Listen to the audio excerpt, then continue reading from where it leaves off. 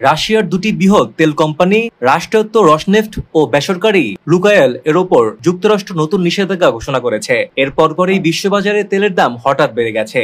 ব্রেন্ট দাম 4.9% বেড়ে ব্যারেল প্রতি $65.65 পৌঁছেছে, যা গত 2 সপ্তাহের মধ্যে সর্বোচ্চ।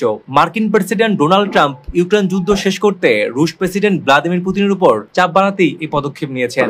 নিষেধাজ্ঞার আওতায় যুক্তরাষ্ট্রে থাকা রসনেফট ও লুকায়েলের সব সম্পদ জব্দ করা হয়েছে। মার্কিন কোম্পানি ও নাগরিকদের তাদের সঙ্গে ব্যবসা করাও নিষিদ্ধ করা হয়েছে। এমনকি তাদের সঙ্গে লেনদেন করলেও বিদেশি ব্যাংকগুলোকে সেকেন্ডারি নিষেধাজ্ঞার মুখে পড়তে হতে পারে। এতে চীন, ভারত ও তুরস্কের ব্যাংকগুলো ঝুঁকিতে পড়বে বলে আশঙ্কা করা হচ্ছে।